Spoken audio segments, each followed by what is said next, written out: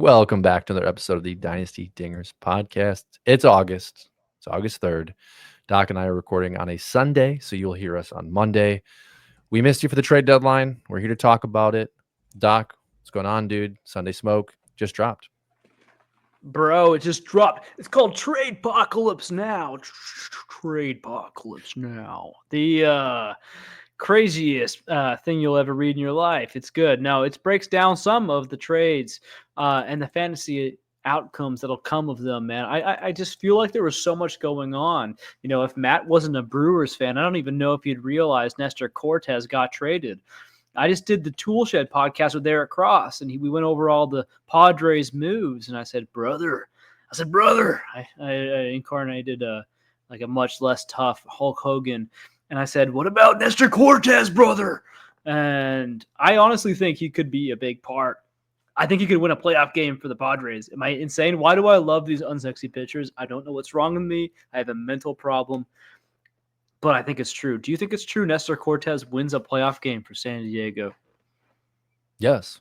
If they make it to the second round, right? Because that's a big piece of the equation. Because he's not going to pitch over King. He's not going to pitch over Cease, right? Correct. So there has to be an opportunity there. But I love that deal. I loved it for Milwaukee because they had to take on the Jordan Montgomery contract, which is worthless, in order to get Shelby Miller. The ghost of Jordan Montgomery. The ghost of Jordan Montgomery. I saw a great Twitter comment, which was like, yeah, I doubt he ever even makes it to the state of Wisconsin. And I was like, I agree. He probably doesn't leave his house in Arizona. Why? But she had to send out Cortez, right? Because that was the big contract.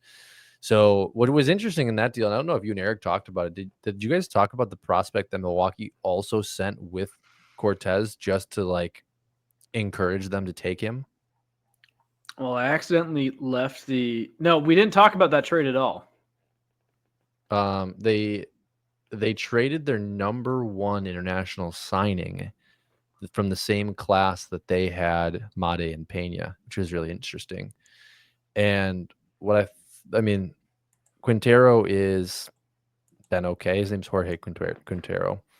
But he's blocked by those two. He hasn't been Made or Pena, obviously, because we haven't heard of him or talked about him. But I just thought it was interesting that not only did the Padres get a starter who's going to deliver for them, they also get the guy who got the most slot value in that international signing. Jorge Quintana is so far 400 at-bats, 5 home runs, 41 stolen bases. But again, DSL rookie, whatever, batting .257 in his career. Who knows, right? He's 18. From Venezuela, might end up being good. Just a name to monitor, right? And I love Nestor, so I hope he provides value for San Diego, and I think he provides more value in the regular season with that depth. It's an arm. The flexor strain though is it's a year. It's over a year now, so I hope he can just stay healthy. I don't know. So he's had some time off. Nasty Nestor will be there. He won't give you a 6. He'll probably give you a 5 in an inning, Sorry, 5 in and out. 5.1. So maybe they'll use him as the closer. That was a jab at Aaron Boone. Yeah.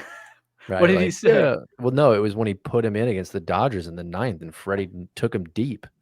Oh, yeah, that was genius. Yeah, I was like, yeah, let's just put nasty Nestor. Oh, yeah, I got a crazy story for you, I'll tell you about that. But that was in my fall shenanigans last year, if you remember what I was doing last fall. That was, I was in a hotel room and when that happened. It was freaking crazy. I was in... that's right. You were busy. Yeah, you were busy last fall. I was busy, man. Yeah, doing some baseball stuff. So... that I do remember exactly what you're talking about, but it is 11:06 here. I've had some whiskey, and so that means we're gonna have a fun podcast. Woo! Let's get fired up. Let's break people's decibels and their eardrums. That doesn't even make any sense. Let's break people's brains. I'm excited, man. This was a crazy trade deadline. In the last 3 years, do you think this was the craziest deadline in the last 3 years, or do we just say that it is to gain people's attention? No, I think it was. I mean, you're talking about the Mets, the Yankees, and the Padres essentially attacking the Dodgers' biggest weakness. And in doing so, preventing any of these relief pitchers. I'm going to call them relief pitchers, right? Because it really was the deadline of the closer. But most of them aren't closers anymore. So, we're going to call it relief pitcher. And when we look at the Dodgers coming into 2025, they were the front favorite. What is their weakness? It's the back end of that bullpen. Kopech, inconsistent and hurt. Scott, hurt. Right? Trinan coming back, but who knows? Kirby Yates has given up a lot. Decent line, but like definitely not a guy you can rely on. Helsley, Bednar, Duvall, Duran, right? Mason Miller, like huge names that the Dodgers could have had at the back end of that bullpen. Didn't do it. Didn't pull the trigger. These other teams did. I think that will be the biggest point of focus come October. I think it's why the Dodgers do not repeat as champions. And what sucks for us as fantasy managers, a lot of us lost closers. In my home league, I lost all of my closers. And Who? I lost Devin Williams. Oh. I lost Mason Miller. I lost Felix Bautista to injury all the same week, right? I watched other teams lose Clase, lose Helsley, right? Clase, other reasons. Wow, what a story. Helsley, right?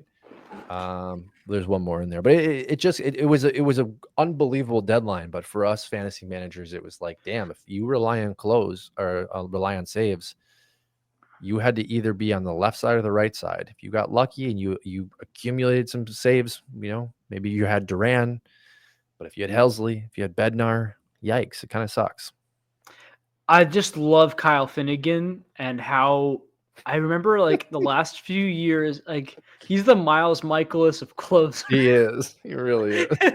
I can barely finish the sentence, but that's like it's so true because the fantasy, I remember like in like 2021 seeing like Yahoo like fantasy articles saying, this Finnegan guy, he's not cut out for it. There's no real metric that supports him. He shouldn't be a closer. You just know that like Washington, their management has loved him as the closer. They're like, well, he did it before, he'll do it again. And I guess his like cold stretches have never been like out of control, or maybe the team hasn't been. They've just been so bad. It's like, well, where they're like, oh why yeah, I take him out guess. of the job? Yeah, like he's never like, I guess he's just always massaged the streaks, right? Because there's a certain point where everyone's replaceable, obviously, right? Devin Williams, obviously, and so it's just worked out that he's just got the job done for years now. But now he's got this thing where people know I send this guy out in the ninth inning, he's gonna probably get the job done. So he goes into Detroit, where I'm sure Will Vest has better metrics, but the first opportunity, I believe, went to Kyle Finnegan, and so they just know that he gets the job done, and he might just keep getting the job done. And that's classic old school baseball. Hey man, I'll take it. He's underappreciated, and I just love that he's one of the few guys who's keeping his job. He's keeping his job before Mason Miller keeps his job. With Robert Suarez, I'll say that what it does with him, it doesn't guarantee him saves forever. He's got the most saves in the league. For people who are shocked that Mason Miller is not getting the closing job right away, it's like Robert Suarez has closed more games than any other closer. That gets you some leash. Now his leash has shortened significantly, but you don't like, you want to find that balance between like a competitive feeling of you can't mess up for too long or else we have a stud right behind you, brother. Like you want that a little bit, but you don't want everyone to feel like they're constantly replaceable and that everything's pure chaos and there's no order in the clubhouse. So it's an interesting thing they're going to have to work through with egos and human beings and just knowing how to win baseball games. Well, I don't think the trade was made for Miller in regards to like, come in and take Suarez's job. I think the trade was made, Suarez is an opt-out after this year. Probably takes it if he's smart. Probably hits the open market and makes more money than he was going to have on his contract. That'd be my guess. He's been pretty damn good in the regular season. And then secondly, for the playoffs. Suarez last year had some concerns in the playoffs, right? Wasn't very good in the last 2 months of 2024. And this is a massive insurance policy with the GM's job on the line. And I think there's a lot of surprise that DeVries got traded. I was pretty surprised, but also not surprised, right? Like my job's on the line. What does it matter if I have a potential superstar in 2 years? Like I need return immediately to save my job. So I think Miller in the postseason this year probably is the closer. Maybe not. Maybe Suarez is still the closer. But to your point, in the playoffs, there is no margin for mistake. Suarez even sneezes wrong, he's out. But that kind of leads into my first question for you. And like, I think there's been a lot of industry conversation about this. Who do you think post deadline, take away the Yankees' terrible performance in Miami on what was that Friday night? Good Lord, Aaron Boone should be fired. Who do you think is the best bullpen heading into October? I mean, it feels like it has to be the Padres. Mm-hmm. Mets have a pretty good argument, but yeah, I mean the Padres just going through there before is already a good looking one. I want to make sure I'm not missing anyone, but off the top of my head, Suarez, Miller, Adams. more John, Adam. It's just like those four Estrada. alone. Is it Estrada? Yeah. Yeah, so let me go take a look here. But those four alone doesn't even really matter. Like having any of those four could be elite closers in their own right. This is the thing. We also we look at things through a fantasy lens so often, right? Whereas like we're like, oh, that trade does not happen. LDV for Mason Miller essentially does not happen in any fantasy league. Same with Duran for Tate and Abel. I mean, that might happen, but yeah, I could see the Abel and Tate happening just because Tate's considered pretty much a stud, but yeah, I could see it. I could see it slipping by. And then so wait, okay. So you're saying you're saying the Leo DeVries owner in Dynasty doesn't trade DeVries for Miller. No way. I agree. That's a 100% no way. Yeah, I agree. And then maybe in a shallow league, 12-man, where you're like, fine, I'll just pick up the second coming of our. And it's still because in a 12-man league, it's like you can find Cole Sands on free agents right now. You can find more than Cole Sands, but yeah, I agree with you. Like I think that Cole Sands. And by the way, that's one of my takeaways from this deadline is that Cole Sands is a guy you got to go after. I wrote about him this week. Cole Sands was a hot reliever last year, coming off a good year with a lot of competition. Now there's no competition, and everyone's like, it wasn't that good for the last couple of months. I'm like, well, he could just if he ends. Here's the thing, yeah, maybe he sucks, and then don't worry about it. It costs you nothing, but. Maybe he's really good for August and September, and now he's locked in as a young closer for the Twins next year. It's his job, so that would be interesting. Yeah, I would say that the Mets have pretty good depth to it. Diaz, Helsley, Rogers, Brooks Raley. Don't forget about him, right? He just came back. So you'll take the Mets with what you just laid out over Bednar, Weaver, Williams, and Duvall.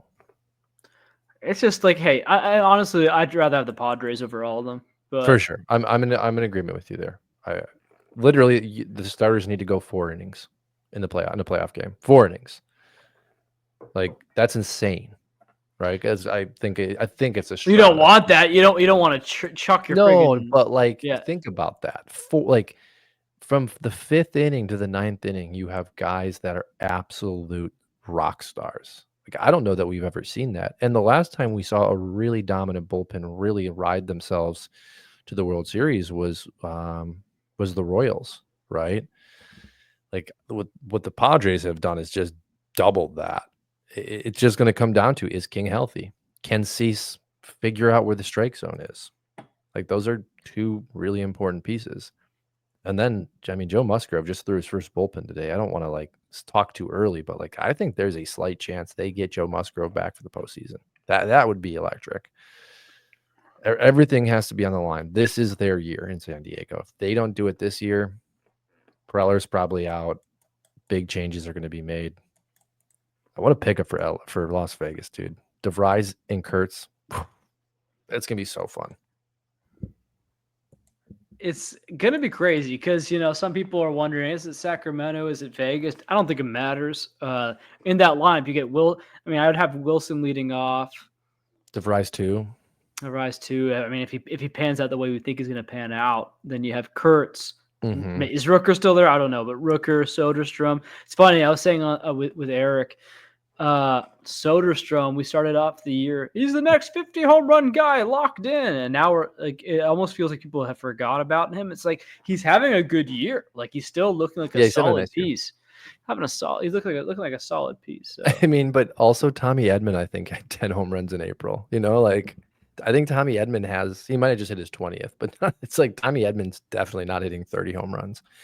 And we had that conversation a week back about Soderstrom. But think about that. Soderstrom's year, let's say it goes Rooker 5. I would put Butler 6 if Butler's not leading off. That would mean Soderstrom it's is a either way better spot in the lineup for Butler right now. Would be 6. yeah, but then you would assume Shea Langeliers is 7 No, to actually, break it I'd up. rather have probably Langoliers at 6. So that's a crazy deep lineup. If you have Butler But at you 7, don't that's a want it. Well, I luxury. guess you could go right after right. I guess because I was thinking Brett Rooker 5, go with the lefty Butler 6, go back to the righty Shea, and then go back to the lefty Soderstrom. But if my situation plays out, Soderstrom bats 8th. Think how deep that lineup is. Not only how deep it is, but how controllable all those players are. Vegas is going to have a really good team. They just need to find pitching. Jamie Arnold and this new kid everyone's typing up. Who's this new kid? The 25-year-old everyone's all excited about. Is it Parker? And which team? The A's. He's been a reliever. They're thinking of making him a starter. Perkins. Perkins, yeah, Perkins. Jack Perkins, great name. I was just thinking about the psychology behind this guy on X right now. I just so funny when I get these things, and I guess it's a flattery, so I'll take it. But it tags me and a couple other guys, and he says, rank these relievers rest of season, points, saves plus Ks most valuable, and names like 6 guys. Rank these relievers rest of season. Just like the goal, like to talk to people like that is so funny to me. It's so funny. You should just add him. Wash my car on Saturday. I want to say like I'm not AI. Like I realize that's what it is. It's like these guys are used to AI. Like that's what this is. It's even matter. It's just that I don't know. It happens all the time. Though. It's the majority of those posts. I'm sure these guys are nice human beings, but it's like the psychology is a little bit demeaning if you think about it. Some guys are getting smarter. In general has some toxicity to it. Some guys are getting smarter. Some guys who I know are BSing will say nice things to me, and I'm like, you know what? I appreciate that. And DMs, they'll be like, Doc, appreciate everything you do. Here's a big request, and I'm like, but now I gotta do that big request because you said a really nice thing about me. It's that psychological theory that they teach where it's like ask for a small favor first to build trust and rapport. Like, can you hand me that pencil right there? Yeah, thank you. Okay, now can you kill my wife for me? Type of deal, right? Like where they're like, well, you already did one favor, I guess I can do the second favor. And yeah, I mean, to your point, they're getting smarter. Like I think kindness goes a long way. Yeah. All right, so we kind of wrapped with the RPs and the trade. That was good. Was there anything else this deadline?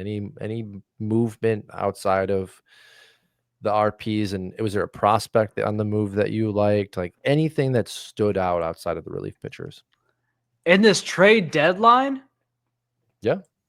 I can go on for days, brother. I wrote a whole article about this. A few highlights that you thought were noteworthy. Okay. We're going to get into it. First of all, the Padres had a heck of a deadline. If you're going to do, I mean, I started off with, well, it's Groundhog Day again. Like, how could, like, Eric said to me, we're just like recapping Eric and me's podcast on this podcast. It's fantastic. But it was literally right before this one. So he was like, yeah, Padres fans seem surprised on X that they traded LDV. I'm like, how can you be surprised? Yeah.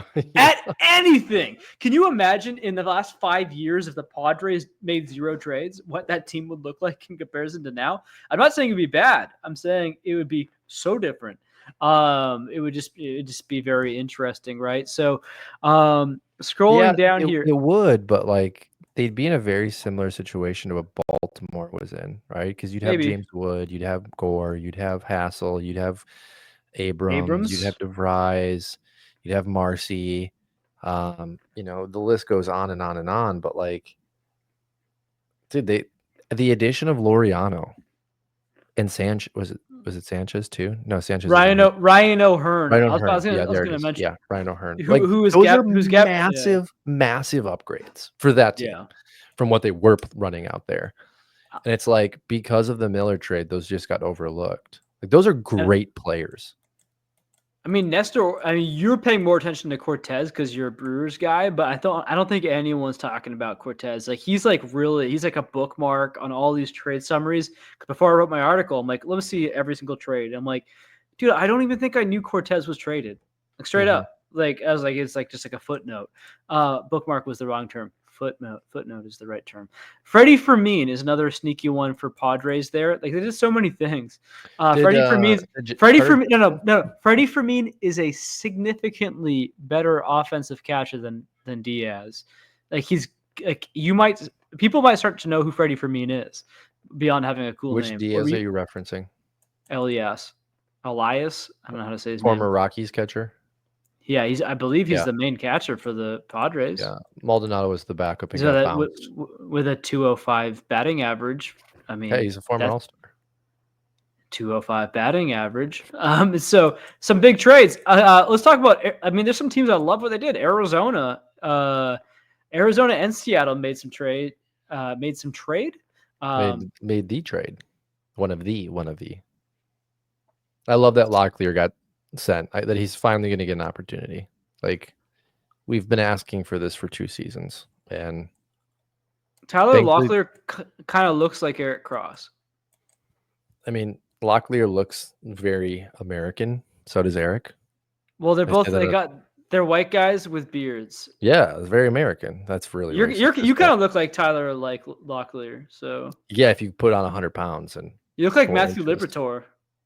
What a stud! He's the greatest pitcher I could think of. We're getting in the weeds here with inside what jokes, else, folks. What else caught your eye? No, but were these so? These are separate. Are these not separate trades? You're talking about the Josh. There was a Naylor trade and there was a Suarez trade. Separate trades.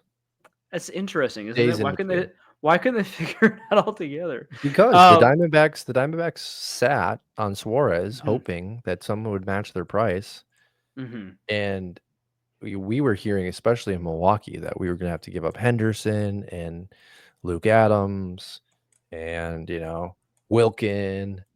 So everyone was kind of going back and forth about like, well, should we give up these players? And like when Locklear was the headliner with people that I just don't care about behind him in the prospect package, it was like, how dare everybody? And it's like, how dare the Brewers and the Cubs fans and like the other teams that needed Suarez not trade for him? And it's like, just because that's what the price was for the Mariners doesn't mean that was the same price for other teams. You know what I mean? Like Arizona probably had different names at different levels and different ranks on other teams and said, hey, if you're not going to make that deal with us, we're going to make it somewhere else. And Mariners pulled the trigger. So Tyler Locklear has got really good bat speed and takes a walk. And if you can have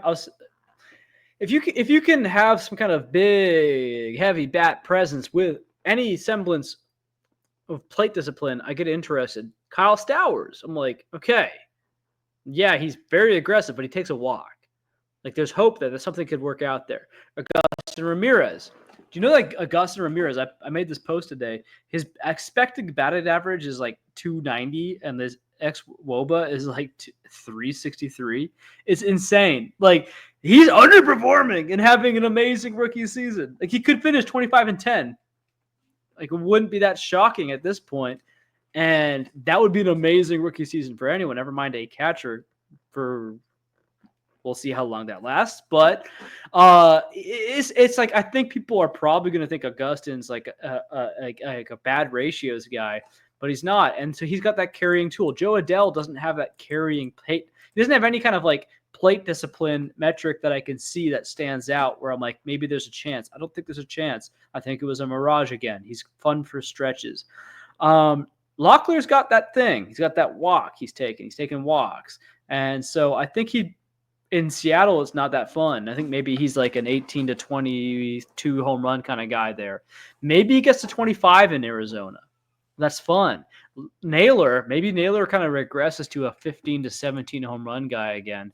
And it's like, maybe that's just who he's going to be from now on. I don't think Eugenio Suarez is affected as much in Seattle because he's got that plus power, right? So it's like you have to have that kind of power. In fact, that's why I didn't want to trade away Colt Emerson, but I did in a dynasty league. The price was right, but Colt Emerson's going to take some time if he sticks in Seattle because he's going to go through, even if he taps into that power we know is there. In Seattle, it might be muted forever, or it might take till he's 25 or 26, which is like 5 or 6 years away.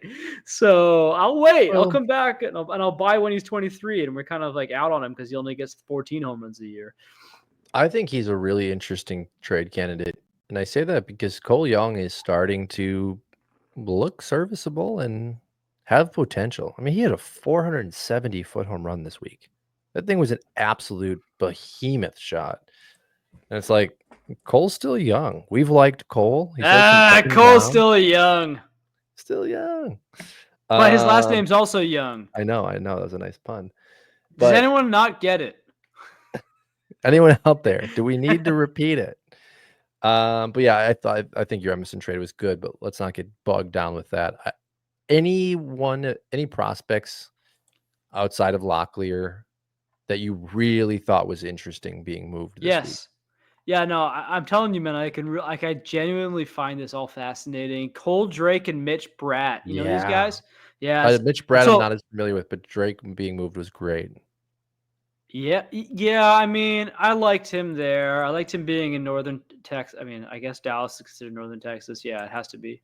But yeah, no, he's close to Arkansas, Cole Drake, folks. If you haven't listened to the podcast ever, well, welcome to the podcast. He's just like he's built like a workhorse. If you went to like any kind of baseball hotbed, he probably would have been a super hyped up guy. But he was from the middle of nowhere, Tennessee, I believe, and then he was middle of nowhere, Arkansas in college, and he just grinded, man. He was grinding last year, and he's crushing low A, then high A as an older prospect. Got to double A, struggled. Maybe some people wondered if he was a mirage. This year he comes along, crushes double A. Now he's in triple A, struggling. Now you're getting into a little bit of an underappreciation zone again. We'll see. A little shout back to Augustin Ramirez, but that same thing happened there where it's like, almost like it seems logical. You struggle at a higher challenge right away, then you conquer it. It's kind of encouraging too, though, right? So Cole Drake, he's struggling right now. I don't think this is the end of Cole Drake. I think he's going to do well. I could see him and Mitch Bratt. Mitch Bratt is a command artist. Could be like a 2 or less walks per 9 kind of guy. Maybe he doesn't blow you away. His physicality is not the same as 6'5", 240 Cole Drake. And this is just off the top of my head because when I get autistic and like really into some players, I start memorizing their stats. And that's just how I am with Cole Drake. But I do like Mitch Bratt a lot. And I think both these guys can complement each other in different ways in the rotation for the Arizona Diamondbacks for years to come. But I think also Merrill Kelly is going to help the Rangers this year. And I appreciate that they went for it, getting these really quality relievers like Colombe, and Mayton. I just love the moves that they made. Like that's like they're only a game out. No one's really counting on the Rangers, but they counted on themselves, and with their team, they had to go for it. It just made a lot of sense to me. Yeah, I like that a lot. I also just wanted to note that, Drake hasn't had a good performance this year at AAA, but he's also played in the PCL. That's worth noting. I haven't even been really registering that. Yeah, good point. He's been really banged up. So he's had 3 starts when he was still in the Texas organization, 11 runs, 10 earned in 17 innings, 2 home runs. And then immediately after being traded, had 1 game, 5 2/3, 4 runs, 2 home runs. Like the piece we've talked about this, the PCL is not friendly. But at AA, 12 games, he had a 2.44, right? Solid 55 innings, 70 strikeouts. I mean, he had an opponent average of 164. Now he's 25. So, He Take started that for late. what you will. Yeah. No, I'm just saying a 25-year-old at Double A should be, if they're major league talent, they should be putting up some good numbers. But I think that's noteworthy, that PCL is not easy. Did you see the Shane Bieber trade and return for I Cleveland? did, and I got like 5 more guys I want to talk about in other trades, but we can definitely talk about the Shane Bieber trade because it's worth talking about. I thought, I mean, I love Bieber Mhm. in Toronto. The Mhm. 92.9 fastball velocity today from Bieber is a little concerning, but he's been pitching well. And I just don't know that the velocity will be back until next year. But I thought Cal Stevens going back to the Guardians was a massive landing. Second overall pick or second round pick last year, 59th overall, Mississippi State. We've talked about him before. This season, 9-1, 206 ERA, 17 games started, 91 innings, 99 strikeouts, whip of .91. I mean, this Cal Stevens is a guy, and I think this was a great pickup for the Guardians. Yeah, I mean, Cal. Every time I hear Cal, I think Cal Drogo. I expect him to be also. I'm not sure if swarthy is a politically correct word, but I don't expect him to be. I basically I saw Indiana and I saw where in Indiana he was from. I'm like, dude, I've never seen a dude less. I've never seen a dude darker than Pete Crow Armstrong out there. And I looked at his picture. I'm like, nah, this is the whitest guy in the world. Someone's. No, I think we did this on this podcast before. We thought about it. We're like, could someone's mom have watched Game of Thrones and said, "I'm going to name my son Cal"? And and by the way, that doesn't make sense here because the show came out in like 2010. Yeah, But I was gonna say, we're still a 20, little early for I'm that. telling you, in 2028 to 2030, you're gonna have a ton of these stupid baseball prospects are gonna be named Cal. This is Cal the and John, this is the. Jon, just have John all over the place Oh yeah, too. that's a great point. Oh my gosh, we gotta You start have a lot of calling that. Rob is gonna have a resurgence. But mostly Cal, and you're gonna see it spelled just this way all the time, and it's not gonna be a Middle Eastern guy. It's not gonna be an Okay, back Arabic on guy. track. What do you think of Cal Stevenson? Cal Stevenson. I think his name's just Cal Steven without the plural, buddy. You're right. It's Cal Steven. See, if you get all racial, you start learning their names. So maybe you should start learning from me. We have fun here. You don't come here for professionalism, folks. You come here for the fun. Cal Steven. Now, beyond the hair, we look at and we see that he's got great strikeouts. He's got good command. He's got a little mild shoulder impingement right now. I looked into him before the show. I actually did some prep on him. How crazy is that? And Ooh. what Eric Cross said, he actually reminded him of an early career Bieber, which I'm not able to actually corroborate on. But I will say that Justin, that Shane Bieber is such a weird guy. He just turned 30 a couple months ago, which is like shocking. Yep. Carlos Correa, he's 30. Is he 30? I thought he was at least 31, but not I that it matters. I thought he was at least 35, but Oh yeah, no, but his body's 35. Yeah, he's not 35, but yeah. Yeah.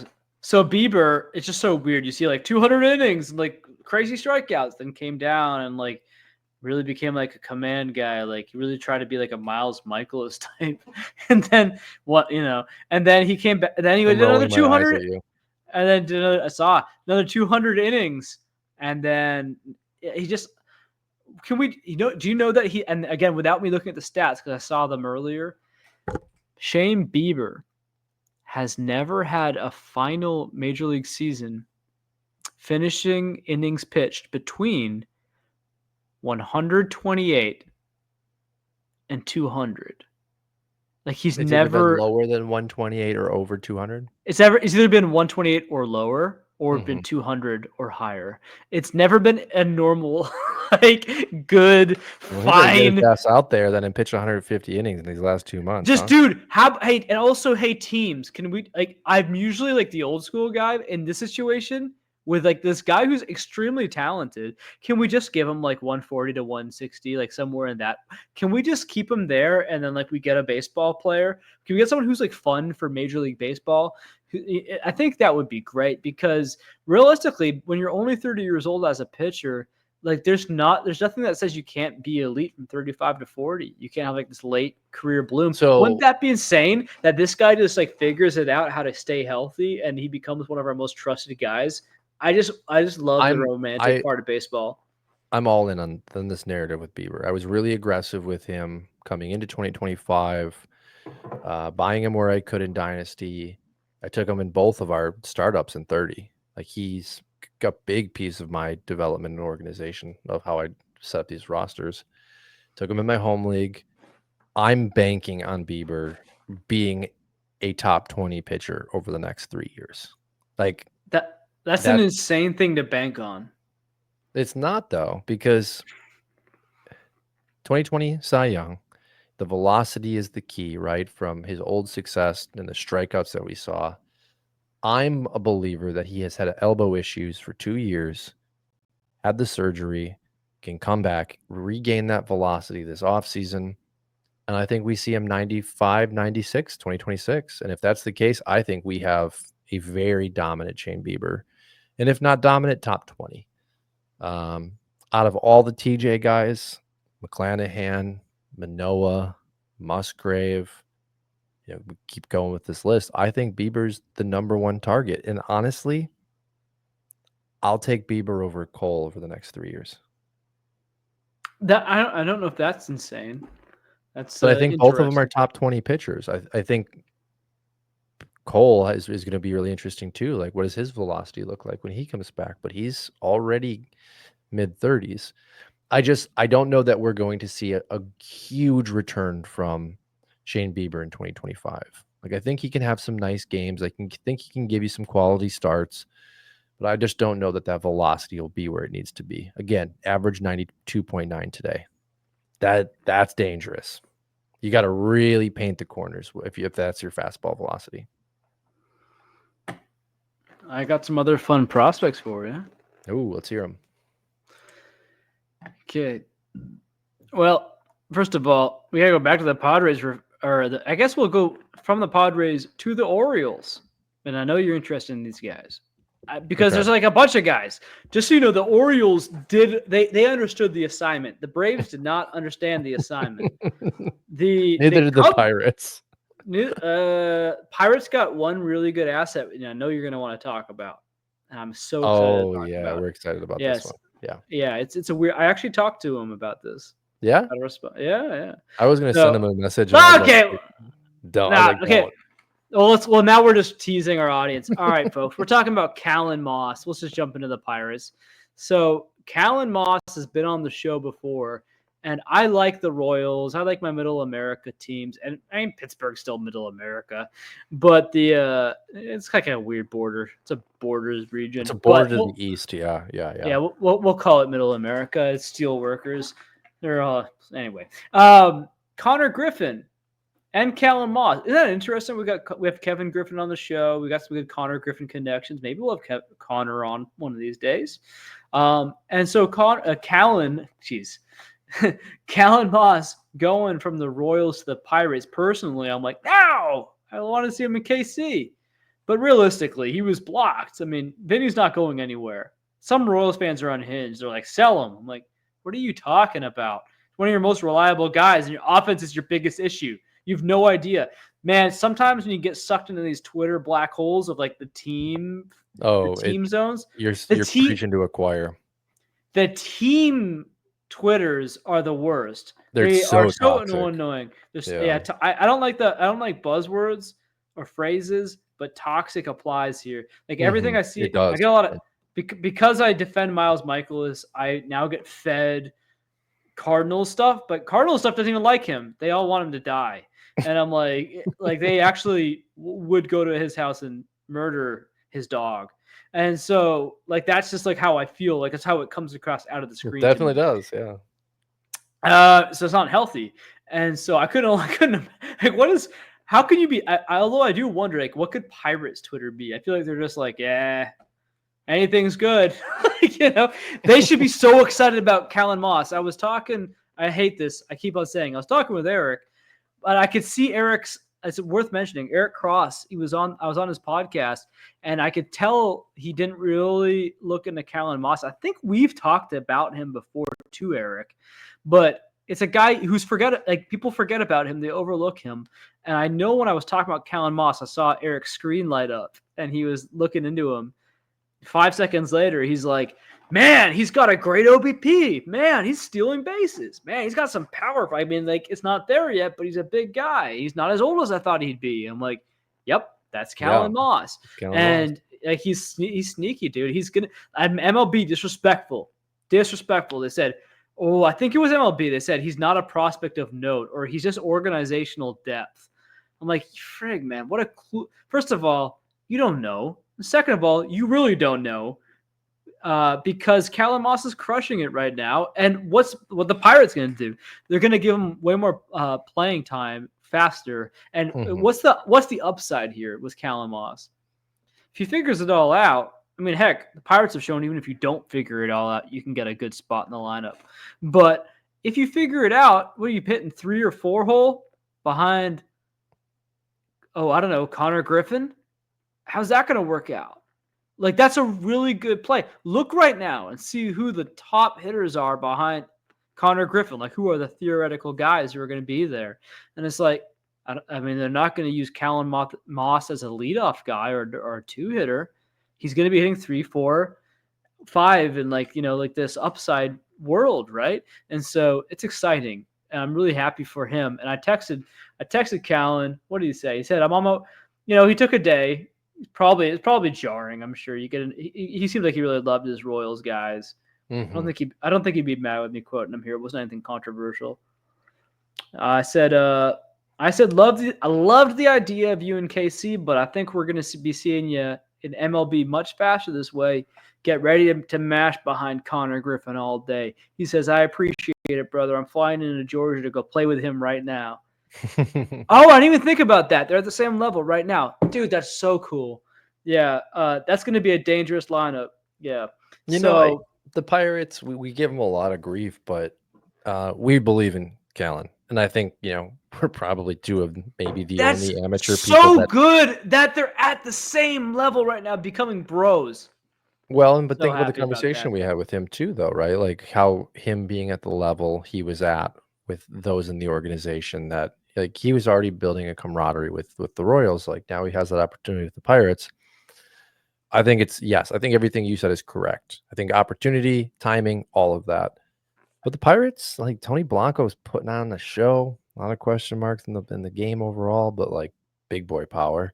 Like they could scrap together a halfway decent team and bring in a couple free agents, and this could be an actual big league lineup.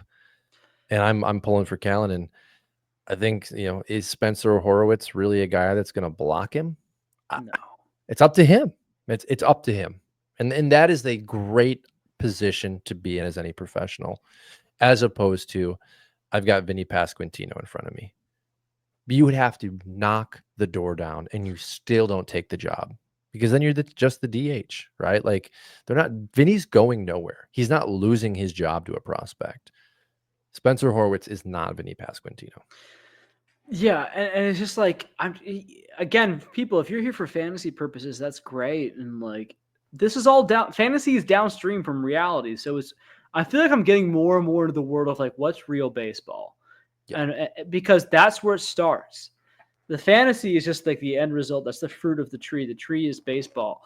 And so when we talk about, these heart and guts and like these intangibles and this old school kind of talk, it's like there's a reason for it. It's not just because I'm a stubborn old traditionalist. It's part of it, but it's a strong part of it.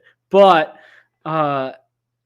when Callan Moss is out there day in, day out, grinding through the minors with Connor, first of all, that builds trust. Secondly, just think of all the minutia and just use for a buzzword, use empathy. So imagine you're Callan, you're seeing Connor every day. Connor tells you, I like, when I'm on base, hit the ball. If you can, I like the ball to go that way. Because, whatever, right? Like just there's certain little things.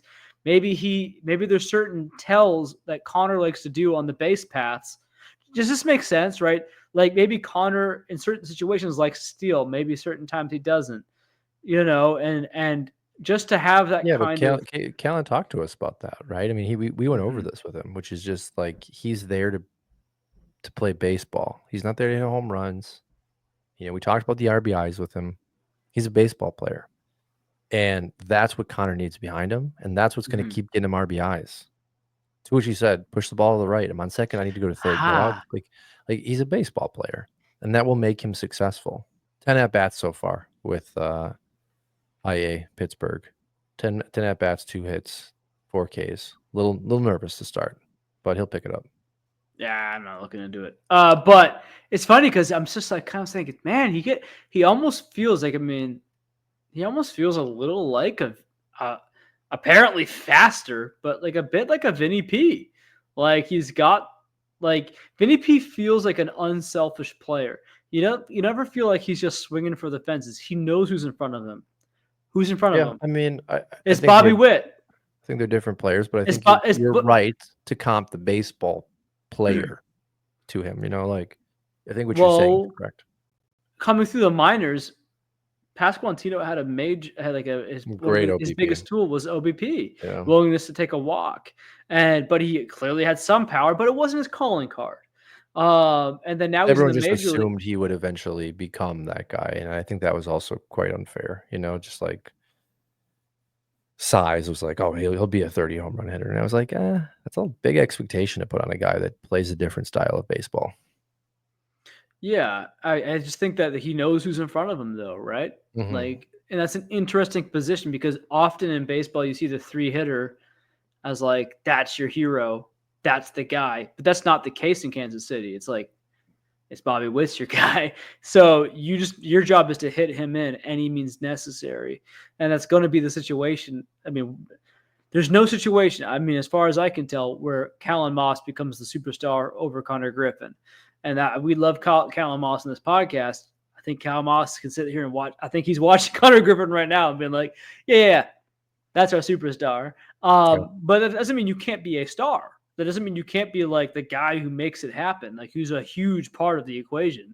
Vinny P is a huge part of what's going on in Kansas City right now. And so I actually love that. I love that. I'm going to start rolling with that. But man, imagine he keeps stealing bases. I'm not sure if we can count on that. Dude, Connor's up to 50 stolen bases. He's out of control. And we were talking today. I was talking with Eric, and he was talking about Walcott and LDV and how they're not necessarily how we have to give them more time. And he kind of he said, well, they can't all. He didn't say quite. He basically said they can't all be Connor Griffin. And I realized in that moment, I'm like, oh my gosh! Like 5 seconds before Connor was drafted, those guys were considered the next. Like you can't touch them. You can't touch them. And Connor Griffin just said, Now you can't trade them for Connor Griffin. Connor Griffin just said, I am not like you. I'm built different. Ooh. So the poll I put out, right? Finally, I never actually checked back in on.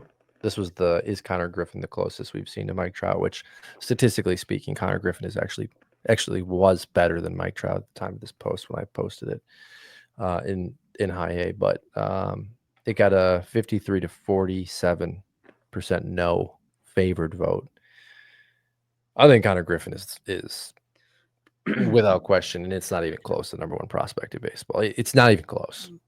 Like you couldn't offer me Walcott, DeVries, Made, Pena, all 4 of them for Connor Griffin. I would laugh and say no. So you tell me that your offer is bad in Ross's league. There's a different circumstance. Well, they offer you Kyle Stowers. Kyle Stowers is pretty great. You offered me like Stowers, Durbin, Weathers, which is like obviously. No, I offered you way more than that. Okay, well that's for another day. Stowers is arguably a top 20 dynasty asset. I wouldn't argue that, as in that's not true, but I think he's top 40 he's almost at 300. I want to say he's at 298 today. I like Stowers. I have him everywhere because I just like no one wants to believe in him, and I'm like, I guess I believe in him. Like I believe he's better than whatever you think he is. TGFBI, I've got him for I got him off waivers and TGFBI after like a little slump. I'm like, okay. So we spent, I think, 15 minutes talking about Callum Moss and Connor Griffin. So that's not great. So But before we go back to your list, I want us to have the Durbin conversation because otherwise we're not going to be able to get to it today. we We're at should leave 50 the Durbin minutes. conversation till the end because that's for the true fans. Okay. All right. Who's next on your list? Let's just I'll smash through it fast. And if you don't want to talk about it, you don't have to. But Tyson Neighbors, I know Richie's big on Yeah, him. dude. Oh, I mean, well, Dude. Richie only likes him because I watched him at Kansas State. So Richie can suck up Okay. there. But Richie was the reason that I know about Cal Stevens. So Richie's got to get some kudos there. He loves Stevens coming out of the draft. So like Steven. Richie's on his stuff. And he knew about Sikora during like before the signing bonus. So like that's impressive. But That's impressive. Neighbors is all me. Tyson Neighbors, his every single pitch is incredibly violent. Every single picture I tried to find of him, his face is like, he's so funny. You were right, by the way. It was Weathers, Durbin, and Stowers. I could have given you a better deal than that. Thank you.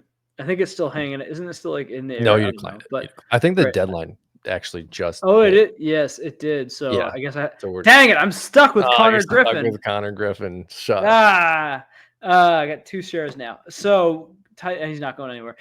Tyson Neighbors, yeah, he's like not the biggest guy, but he uses he's strong in the lower body. He just whips it, and he's got crazy off speed stuff. He's filthy. The thing is, with a closer, you need to have an aura. It sounds cliche, but you do. You need to have that energy. This guy's an alpha dog. He's got a 185 ERA right now. Crazy Ks, crazy good command. But as a delivery, you would never want to try him out as a starter. It's just like, it's great. And the Orioles, I'm so happy for his fantasy value. And no one's really talking about it. I'm going to say this. Eric Cross and I, we were going past everything. I had to pull us back. I said, no. We have to talk about Tyson Neighbors. Nobody talks about him. Again, I saw Cross looking him up. He's like, Tyson Neighbors. Okay. Like, yeah, dude. He's a serious threat. The deeper the league you go, the more you should have shares of him. Because especially now, it was a kind of an uphill battle. I still wasn't ruling him out, even in San Diego, claiming the closer role one day because he's that good. But in Baltimore, he could be closing games right now.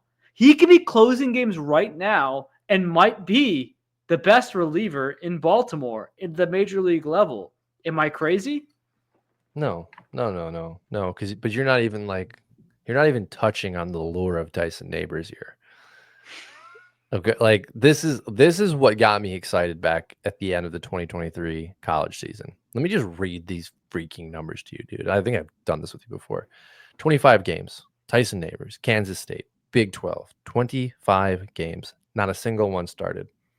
48 and 2/3 innings. Okay, again, we'll call it 48 innings. 86 strikeouts. A dog with a .78 whip. This is who he is, dude. He is a lockdown closer. Like, if there's anybody in the minor leagues right now, from Maxwell with the Rays to Walters, who we really like in Cleveland, and heck, gambling helped him out. I think Neighbors is the #1 closing prospect, and it's not close. Juan Bautista, dude, this shoulder might be bad. Like, I'm praying it's not, because I need him not to be hurt. But like, if it's bad, who else closes in 2026? And should be Neighbors. Yeah, for what should be a playoff team. Like, yes, yeah. And the Orioles brought in over 10 arms. I counted. They brought in over 10 arms this trade deadline. Yeah. It's insane. They got Jaron Watts Brown, Boston Bateman. Love Boston Bateman. 6'8", 240 lefty. He's got 3 pitches. Bateman was a first round pick a couple of years back. I think he was in the Skeens draft. Second round pick. It was either last year or the year before. I think it was 2 years ago. You're right. Cobb Hightower is a grinder. Victor Figueroa, he's kind of fun. 6'5", 240 slugger. Yeah, I mean they got a haul, man. Those are some cool guys I like getting right there. And then two last guys I want to talk about before we get to our finale, I guess, unless you have more to say. But tell me this guy's not the next. Tell me right now This is a great You were podcast. right. 2024, second round, 52nd overall, Boston Bateman. 6'8". All right. He's What a big. hoss. What a hoss. Tell me right now that in the line of a Lugo, in the line of a Waka, of a boring Kansas City Royal who just becomes a guy who cranks out like 13 quality starts with a 3.7 ERA. Tell me he's not Ryan Berger. I don't know anything about Ryan Berger. What? Yeah, I don't know anything about so you got to educate me. What's going on with Ryan Berger here? I mean, he's been crushing it for San Diego this year. Do you not know that he's been doing that in the major leagues? Yeah, he's been doing How do you spell his name? Berger. Burger is. I say things the way they're spelt, brother. It's very easy to translate. So yeah. You're media trained, sir. Oh yeah. Okay, I just needed it's the G that had me off. No, I'm not media trained. That's the problem. I just say it the way it's spelled, and it's often not the way you're supposed to say it. It's the opposite. So no, it's like yeah. So he's been crushing out a 2.78 ERA with the Padres, 1.18 WHIP. I mean, Savant says this is all completely wrong and not going to happen, but he's been limiting hard contact. And I didn't sit here and say he is an absolute unit.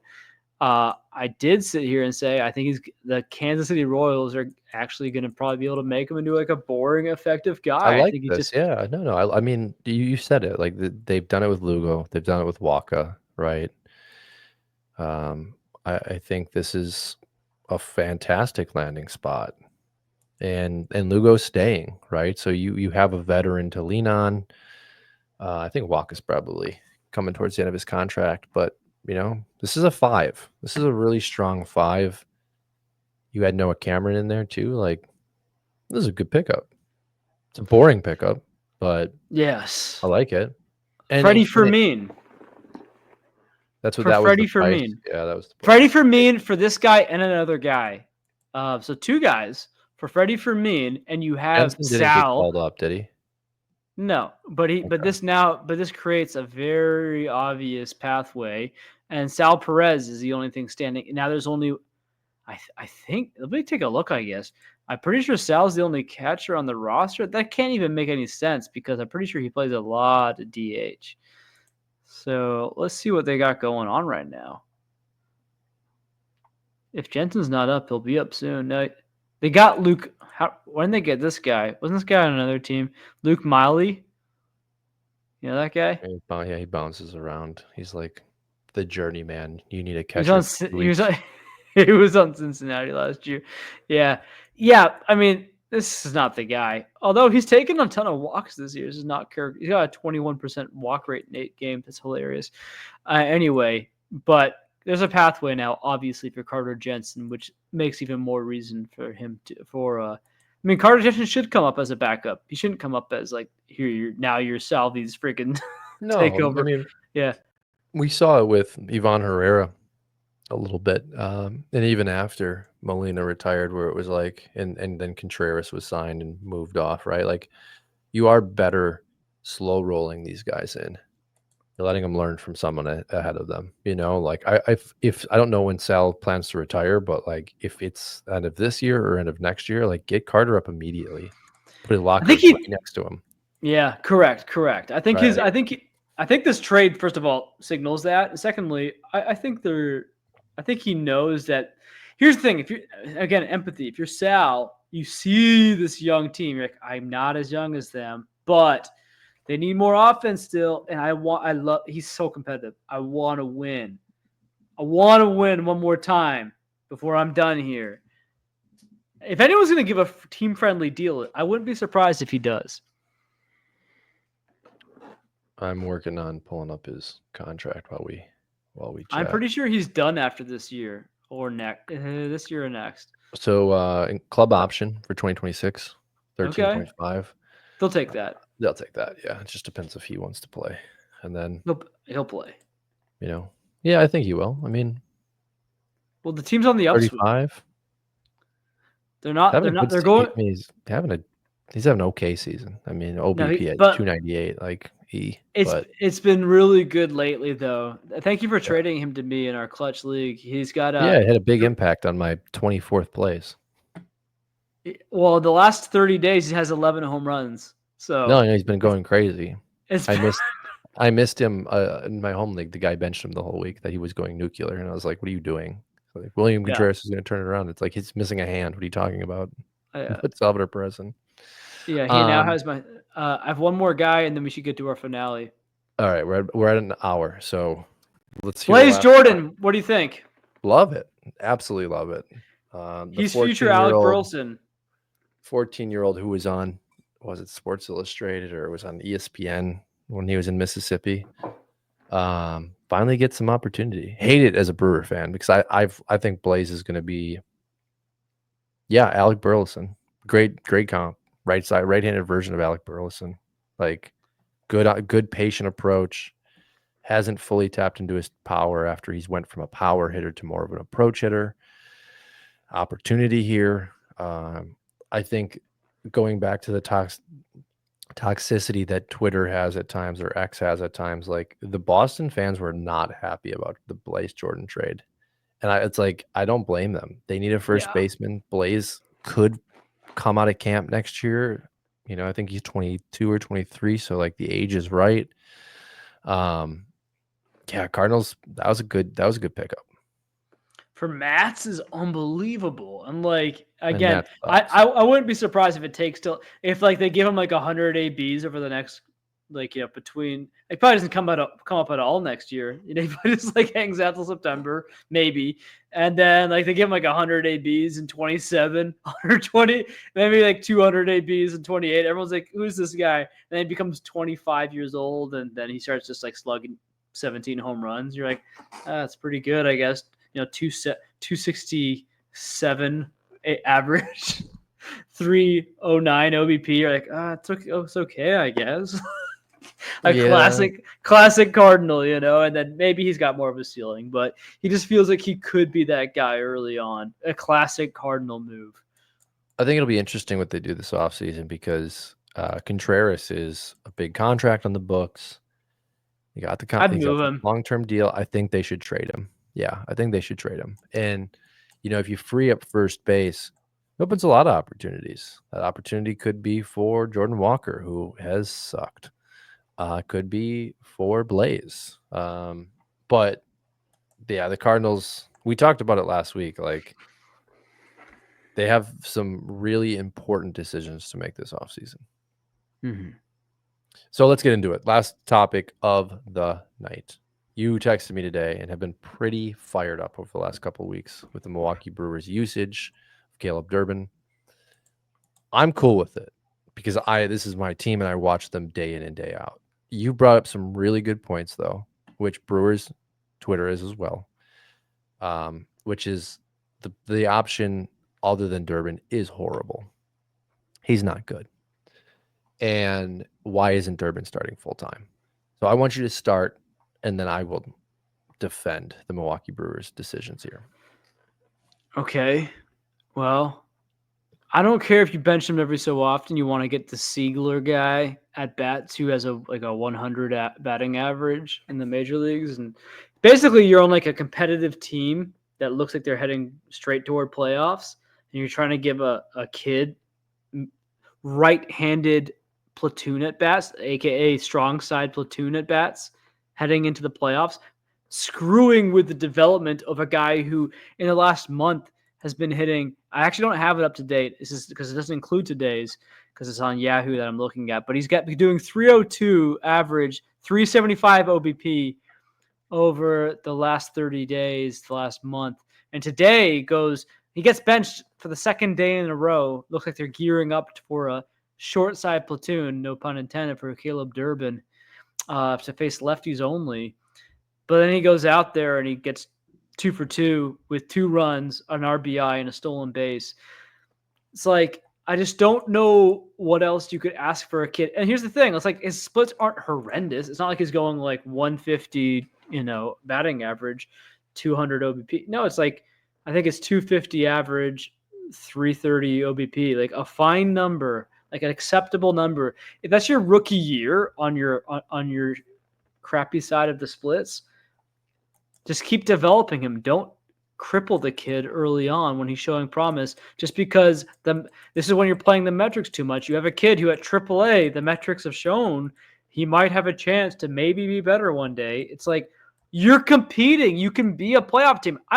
I prefer the Cardinals over the Brewers. This is just me. I told Matt, I said, trade this kid away. You don't deserve him. Send him to the Marlins. Give him the Kyle Stowers treatment. Yeah, go let him lead off for the Marlins, become a superstar.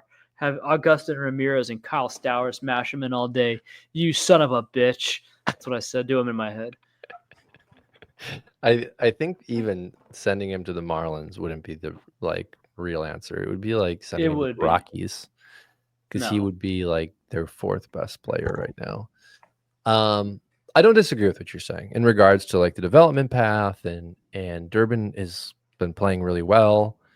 He did come in today after the lefty was brought in, right? It was like the immediate hook. And Siegler was 0 for 1, but had a walk today.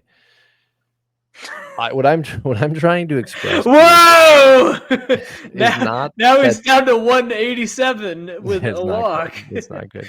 It's not that Siegler is a better option. It's like the philosophy of what this team is doing, right? Ortiz plays almost every single day, has not been great, but he has an incredible glove.